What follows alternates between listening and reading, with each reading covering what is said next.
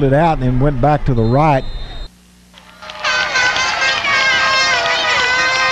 As the Pine Tree Pirates come back onto the football field, they are the leaders in this game with a 10-7 lead. Again, a 33-yard field goal by Mike Bryce was the difference.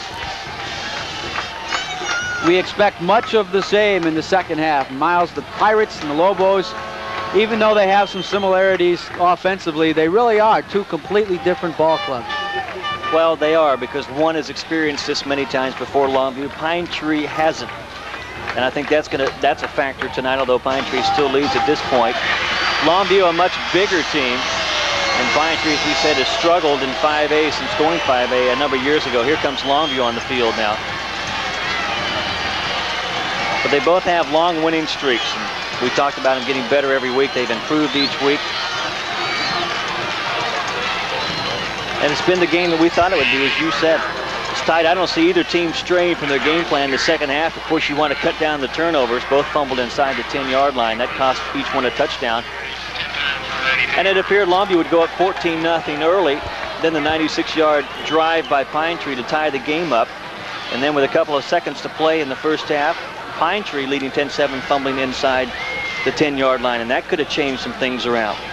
But they appeared to have the momentum going definitely in the second period.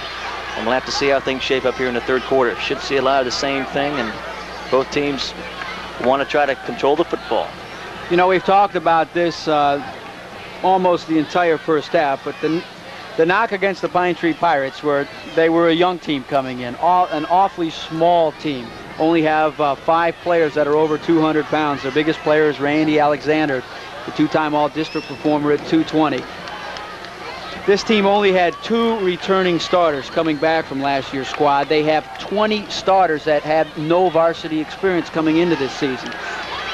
However, after a 2-3 start, this team reevaluated itself. They made some minor adjustments and they said, okay, let's go for it. Since that time, they've gone 6-0. They played extremely hard, and each week someone else has come up with a big play to win a ball game. They believe in both themselves and their coaches, and they realize that even though the teams that they play are better on paper, when they get on the football field, those guys dressed in blue tonight feel they can play with anybody, not only at the 5A level, but for a district championship. The bottom line for the Pine Tree Pirates is this team is winning. And that all goes back to the coaching we talked about a second ago, too. Anytime you have so many youngsters, the coaches have got to shuffle players around, find the right combinations. After 3 games, they didn't think they had that.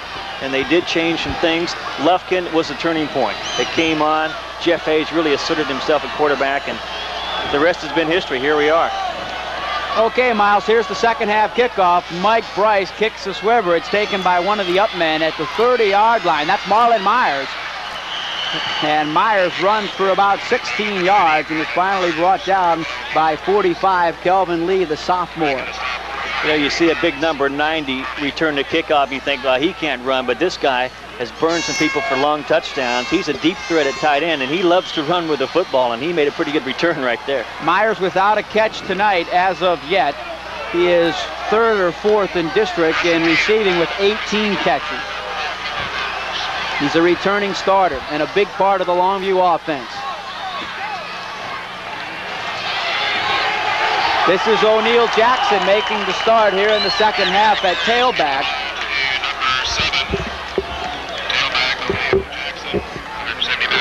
Eric Bublitz, defensive end, in on the stop. Also Keith Bullard helping out on the tackle. O'Neal Jackson starting the second half in place of Joe Johnson, the Lobos' leading rusher in the first half. They'll call it 2nd and 10, Miles. Vincent Rowe goes to the far side of the field. Mike Buffins is the wingback, and O'Neal stays into the ball game. And Harris keeps the football after faking to his wingback, but he is brought down immediately by number 52, James Jackson, the defensive end. Now, they ran this same play a second ago, except Harris handed the ball off, and had he done it that time, they might have scored on the play. It was wide open on the far side. Instead, Harris kept it right there, and watch. All the Pine Tree defenders here just waiting for the play.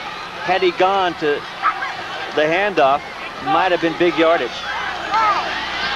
A gain of 1, 3rd and 9 for the Lobos at the 47-yard line. I formation, Johnson is back into the ball game in a double end tight end formation.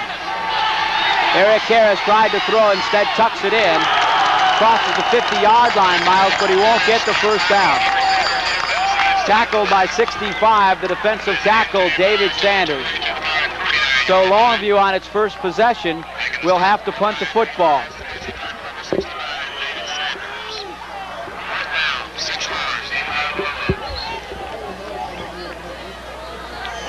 Number 15, Wes McWhorter, will kick the ball away for the Lobos. He's standing at his 36-yard line. Jeff Hayes and Jimmy McMullen are back deep for the Pirates. McWhorter with a line drive kick. Jeff Hayes will let it bounce, and rather Jimmy McMullen, and a smart play from McMullen. He let the ball go into the end zone. A 51-yard punt by Wes McWhorter, but the ball will come out to the 20-yard line for the Pirates, and that's where they'll set up 1st and 10. Well, they tell those return men, if the ball hits inside the 10, you got to let it go in the end zone. 9 times out of 10, it will. You want to field it, though, outside the 10. Here's a look at the Pine Tree offense. Quarterback, again, Jeff Hayes. The Joneses are at halfback. Jay Tommy will play the wing back, and the split end is Jimmy McMullen. Up front, Norwood, McKay, Alexander, McLaughlin, Elder, and Randy Humphrey, the junior. 9:52 to play in the third quarter, and Pine Tree will run its first offensive play, and they give it to Jones. Rodney Jones crosses the 25-yard line.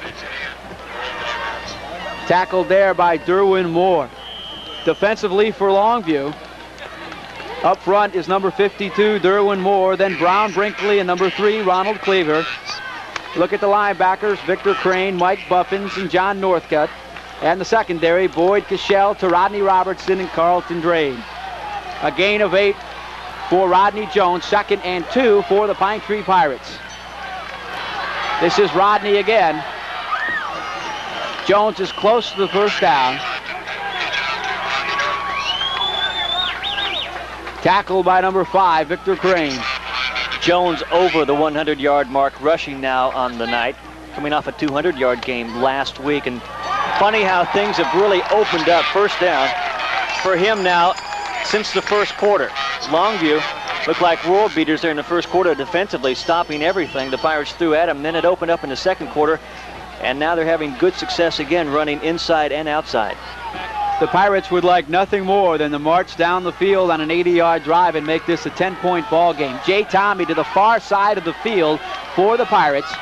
The 2 halfbacks are Kenny and Rodney Jones, and Hayes will throw. Intended for Jay Tommy, and it's picked off.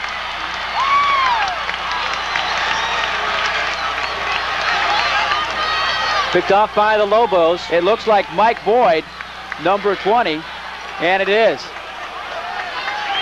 Here it is again now, Jerry. Hayes rolling to his right, looking for Tommy downfield on the post route. Actually, but it was Tommy, and picked off by, I think we'll say Leon Hendricks. Leon Hendricks. We'll check that for you in just a second. 1st and 10, Lobos. At the 38-yard line, this is Johnson to the 43. We'll credit Hendricks with the interception, his first of the year. Hendricks just floating back there, waiting on the football, and the pass underthrown just a bit. Tommy on the down out and down route, and picked off, and 1st and 10 for the Lobos. Now a chance for them to get something going offensively. A 4-yard gain for Johnson, bringing up 2nd and 6 at the 42-yard line. They give it to the fullback, and that's Clifford Powell, who muscles his way to the 46-yard line. He's brought down there by Jeff Skinner. 7:47 to play in the third quarter. And this for the District 13 5A championship.